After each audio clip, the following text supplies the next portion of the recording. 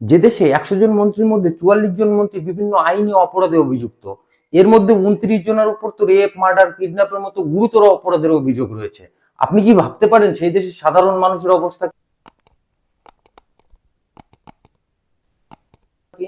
না বন্ধুরা, আমি আফ্রিকার কোনো দেশের কথা বলছি না, আমি কথা বলছি আমাদের দেশ ভারতবর্ষের কথা। দেখুন, ভিডিওর আগে আমি যা কিছুই বলবো, কোনো কিছুই আমি আমার মন থেকে বলবো না। প্রত্যেকটা ঘটনার লিঙ্ক আমি ডেসক্রিপশন বক্সে দিয়ে দেবো, আপনারা চেক করে নেবেন। বর্তমান ভারতবর্ষের লোকসভায় মোট 543 জন এমপি আছে। এদের মধ্যে 44% অর্থাৎ 251 জন মন্ত্রীর উপর বিভিন্ন অপরাধিক মামলার অভিযোগ রয়েছে। আবার এদের মধ্যেই 29% অর্থাৎ 170 জন এমপির উপর গুরুতর মামলার অভিযোগ রয়েছে। ফলে দেশের অবস্থা এমনই হয়েছে যে স্বাধীনতার 77 বছর পরেও আজকে আমাদের দেশের কৃষক আত্মহত্যা করে। এরপরেও যারা ভাবছেন যে দেশ তো অনেক উন্নত করেছে, আর কত, তো তাদের আমি দেখাতে চাই সিঙ্গাপুর দেশকে। একই ব্রিটিশ ইস্ট ইন্ডিয়া কোম্পানি প্রায় 100 বছরের উপর রাজত্ব করে সিঙ্গাপুর দেশে। 1959 সালে সিঙ্গাপুরের প্রথম সাধারণ নির্বাচনে লি কুয়ান ইউ জয়লাভ করে।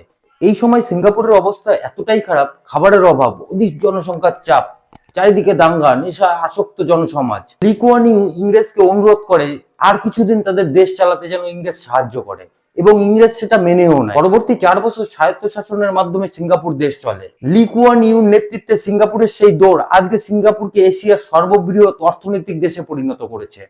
শুধু তাই নয়, পৃথিবীর মধ্যে সব থেকে পরিষ্কার দেশ সিঙ্গাপুর। সিঙ্গাপুরে ক্রাইম প্রায় নেই। অপরদিকে আমাদের দেশের কৃষক আজকে ফসলের ন্যূনতম গ্যারান্টিটুকু পাচ্ছে না, যে তাদের ফসল উৎপাদন করতে যে খরচা হচ্ছে সরকার সেই টাকা দিয়ে ফসলটা কিনবে, সেই গ্যারান্টিটুকু দিতে পারছে না। আবার অনেকে ভাবছেন এই সমস্ত নেতা শুধু দেশের টাকা লুটে বিদেশি ব্যাংকে জমা করছে। না বন্ধুরা, এরা শুধু দেশের সম্পদ লুটছে না, এরা আমাদের ভবিষ্যৎ, আমাদের ছেলে মেয়েদের ভবিষ্যৎ, দেশের ভবিষ্যৎও এদের হাতে থাকে।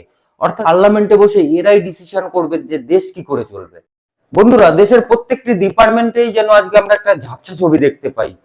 শিক্ষা দপ্তরে নিটের মতো প্রশ্নপত্র আউট হয়ে যাচ্ছে, স্বাস্থ্য দপ্তরে গুটকা কোম্পানিকে শুধু একটু বেশি ট্যাক্সের লোভে লাইসেন্স দেওয়া হচ্ছে, যেখানে দাঁড়িয়ে দেশের বাচ্চা বাচ্চাও জানে গুটকা ক্যান্সারের মেইন কারণ। বন্ধুরা, 2 টাকার চাল গমের জন্য আর আমরা আমাদের ছেলে মেয়েদের ভবিষ্যৎ নিয়ে সিনেমিনি খেলতে পারি না। সত্যিকারের দেশ যদি উন্নত হয়, একটা উন্নত দেশে ফ্রি স্বাস্থ্য, ফ্রি শিক্ষা, ফ্রি যাতায়াত ব্যবস্থা, এগুলো এমনিই ফ্রিতে থাকে। বন্ধুরা, আর নয়, এবার এসেছে সময়। ভোট দেওয়ার আগে একটু যাচাই করে নিন আপনি যাকে ভোট দিচ্ছেন তার কি কোনো ক্রিমিনাল ব্যাকগ্রাউন্ড আছে কিনা। গ্রামীণ লেভেলের নেতাদের ব্যাকগ্রাউন্ড আপনারা জানেন, বাকি ব্লক ডিস্ট্রিক্ট লেভেলের নেতাদের যদি ব্যাকগ্রাউন্ড জানতে চান তাহলে মোবাইলে সার্চ করুন। যদি তারা এমন কোনো কাণ্ড করে যা মিডিয়ার ক্যামেরায় ধরা পড়েছে তাহলে গুগল আপনাকে দেখিয়ে দেবে।